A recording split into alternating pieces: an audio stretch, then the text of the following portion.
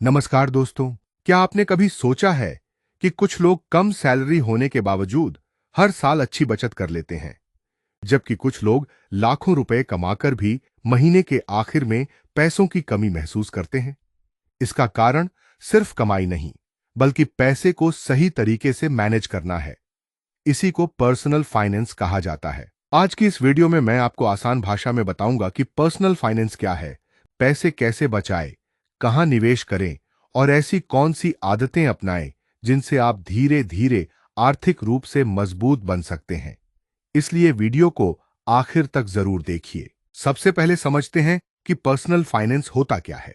Personal finance का मतलब है अपनी कमाई, खर्च, बचत, निवेश और भविष्य की आर्थिक योजना को सही तरीके से मैनेज करना।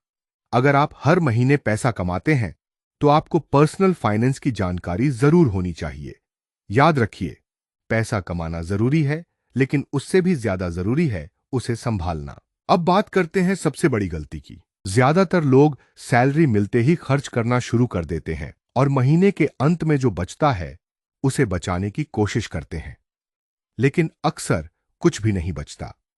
सही तरीका यह है कि सबसे पहले अपनी बचत अलग रखिए, फिर बाकी पैसे खर्च कीजिए।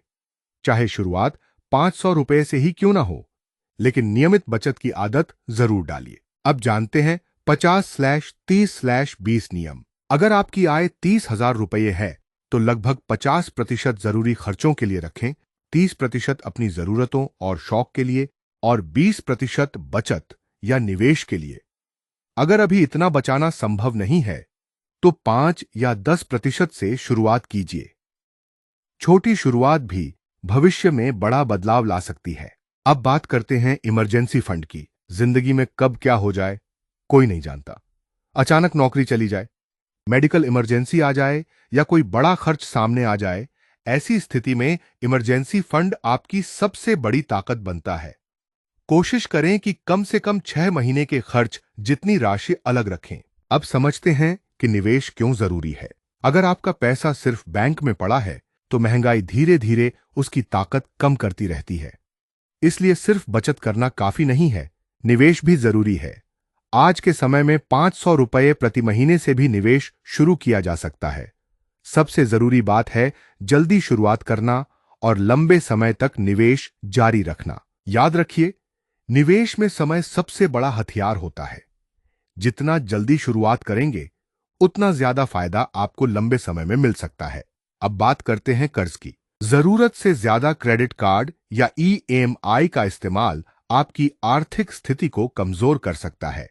हमेशा उतना ही खर्च करें जितना आपकी आय आसानी से संभाल सके। अनावश्यक कर्ज से जितना हो सके बचें। अब एक जरूरी बात, फाइनेंशियल गोल्स। अगर आपको पता ही नहीं कि आपको किस लक्ष्य के लिए पैसा बचाना है तो पैसा आसानी से खर्च हो जाएगा।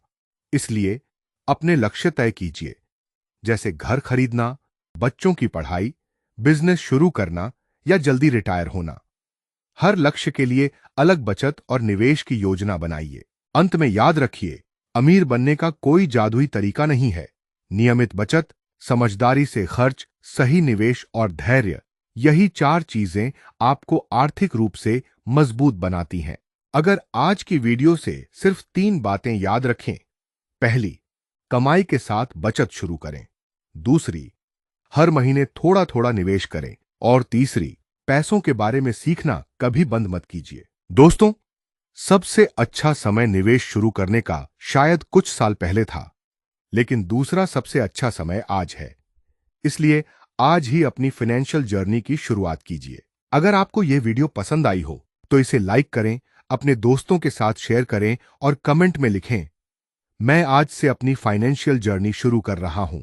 ऐसी ही आसान और उपयोगी फाइनेंस वीडियोस के लिए हमारे चैनल को सब्सक्राइब करना न भूलें। धन्यवाद।